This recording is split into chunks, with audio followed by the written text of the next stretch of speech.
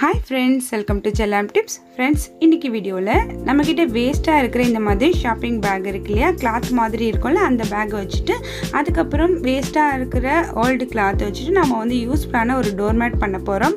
DIY ரொம்ப பிடிக்கும். வேஸ்டா இருக்கிற கிளாத், வேஸ்டா இருக்கிற திங்ஸ் வச்சு DIY பண்ண ரொம்ப பிடிக்கும் அப்படிங்கறவங்க இந்த வீடியோவை ஃபுல்லா பாருங்க. உங்களுக்கு ரொம்பவே யூஸ்ஃபுல்லா இருக்கும். அந்த ஷாப்பிங் பேக் அளவுக்கு நான் வந்து 2 பீஸ் கிளாத் வந்து காட்டன் கிளாத் வந்து கட் பண்ணி எடுத்துருக்கேன். ஸோ உங்கள் நைட்டிஸ் அந்த மாதிரி ஓல்டு கிளாத் கட் பண்ணி எடுத்துக்கோங்க. இப்போ வந்து நான் வந்து ஒரு பிளாக் கலரில் 5.5 இன்ச் அகலம் 5.5 இன்ச் வச்சுட்டு நான் வந்து இந்த மாதிரி கட்டமாக பீஸ் கட் பண்ணி எடுத்திருக்கேன். நீங்கள் வந்து நீங்கள் எடுக்கிற பேக் எந்த சைஸோ ஸோ அதுக்கு வந்து இந்த மாதிரி மாடலில் நீங்கள் மெஷர் பண்ணி கட் பண்ணி எடுத்துக்கோங்க.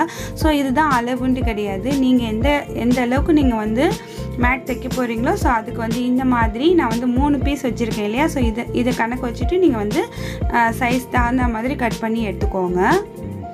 இப்போ இதே மாதிரி தான் நம்ம இதை வந்து அரேஞ்ச் பண்ண போகிறோம். கீழே வந்து ஷாப்பிங் பேக் இருக்குது, அது மேலே வந்து 2 கிளாத் காட்டன் கிளாத் வந்து நான் கட் பண்ணி அதே சைஸுக்கு போட்டிருக்கேன். அது மேலே நம்ம இந்த மாதிரி சதுரமாக கட் பண்ணின அந்த கிளாத் வச்சுட்டு பின் பண்ணிக்கிறேன். 3 பக்கம் பின் பண்ணிவிட்டு ஒரு பக்கம் ஓப்பனாக விட்டுக்கிறேன். இப்போ நம்ம ஸ்டிச் பண்ண போகிறோம். எப்படி ஸ்டிச் பண்ணணும் அப்படின்னாக்கா, நம்ம வந்து 3 பக்கமும் தைக்கணும், ஒரு பக்கம் மட்டும் ஓப்பனாக விடணும். ஸோ ஏன் அப்படிங்கிறத நான் வந்து சொல்கிறேன். நீங்கள் வந்து தைக்கிற நேரத்தில் பின்னை வந்து ரிமூவ் பண்ணிக்கோங்க. ஸோ இந்த டோர்மேட் கொஞ்சம் டிஃப்ரெண்ட்டாக, கொஞ்சம் அழகாக நல்லாயிருக்கும், பார்க்குறதுக்கு நீட்டாக இருக்கும்.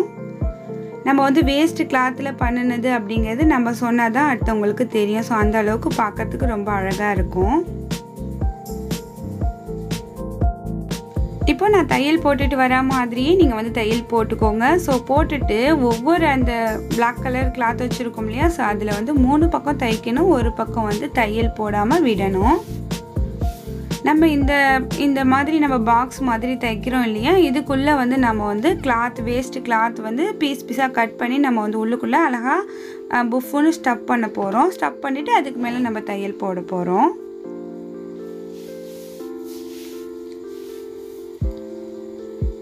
உங்களுக்கு நல்லா புரியணும் அப்படிங்கிறதுக்காகவே நான் வந்து ஃபுல்லாக எப்படி தைக்கிறேன் அப்படிங்கிறத இந்த வீடியோவில் காமிச்சிருக்கேன். நிறைய ஃப்ரெண்ட்ஸ் வந்து கையால் ஸ்டிச் பண்ணுற மாதிரி வீடியோ போட சொல்லி கேட்டிருக்கீங்க. நான் வந்து ஷுவராக சீக்கிரமாகவே நான் அதே மாதிரி வீடியோஸ் அப்லோட் பண்ணுறேன். இப்போது நம்ம வந்து பாக்கெட் மாதிரி தைச்சாச்சு ஃப்ரெண்ட்ஸ். இதுக்குள்ளே வந்து நம்ம வந்து குட்டி குட்டியான பீஸ் எல்லாமே கிளாத் வேஸ்ட் கிளாத் எல்லாமே கட் பண்ணிவிட்டு இதுக்குள்ளே ஸ்டஃப் பண்ணிக்கலாம். எல்லாத்துலேயுமே ஒரு இடம் நான் வந்து ஓப்பனாக விட்டுருக்கேன், ஸ்டிச் போடாமல். இந்த மாதிரி உங்ககிட்ட லேஸான கிளாத் இருக்கு இல்லையா, அந்த மாதிரி ஷால், அது மாதிரி துப்பட்டா, அதுக்கப்புறம் வந்து கிட்ஸு ட்ரெஸ்ஸில் வந்து நெட்டு கிளாத், ஸோ அந்த மாதிரிலாம் இருக்கும். இல்லைன்னா காட்டன் கிளாத், அந்த மாதிரி கிளாத் எல்லாமே இதுக்குள்ளே இந்த மாதிரி நீங்கள் வந்து குட்டி குட்டியாக கட் பண்ணிவிட்டு இதுக்குள்ளே இந்த மாதிரி புசுன்னு ஸ்டஃப் பண்ணிவிடுங்க.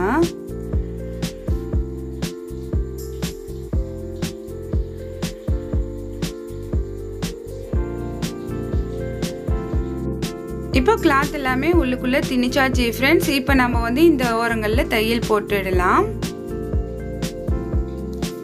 நம்ம ஓப்பனாக விட்ட எல்லா ஓரங்களையும் இந்த மாதிரி துணியை வந்து உள்ளுக்குள்ளே நம்ம வந்து திணிச்சு விட்டதுக்கப்புறம் தச்சுட்டு அதுக்கு மேலே நம்ம வந்து கிளாத் வச்சு அட்டாச் பண்ண போகிறோம்.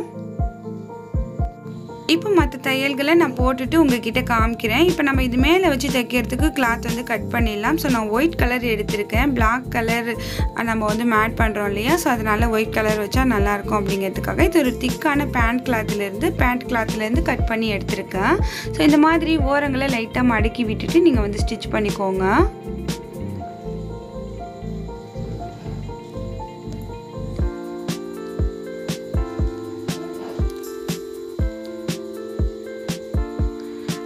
அந்த பிளாக் கலர் துணி நம்ம தையல் போட்டிருந்தோம் இல்லையா, அந்த தையல் தெரியாத அளவுக்கு அது மேலே வச்சுட்டு இந்த மாதிரி தைங்க ஃப்ரெண்ட்ஸ். அப்போ பார்க்குறதுக்கு நமக்கு ரொம்ப நீட்டாக அழகாக இருக்கும். இப்போது நான் வந்து ஓரளவுக்கு முடிச்சுட்டேன். இப்போ வந்து இந்த ஓரங்களை எப்படி ஃபினிஷ் பண்ணுறது அப்படிங்கிறத காமிக்கிறேன்.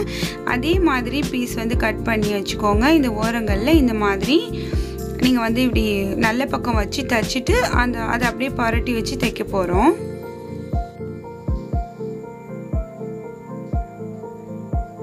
இப்போ இதை அப்படியே நம்ம திருப்பி மடித்து வச்சு தைச்சிட்டோம் அப்படின்னாக்கா நமக்கு வந்து ஃபினிஷிங்கான ஓரம் கிடைக்கும் ஃப்ரெண்ட்ஸ். இந்த மாதிரி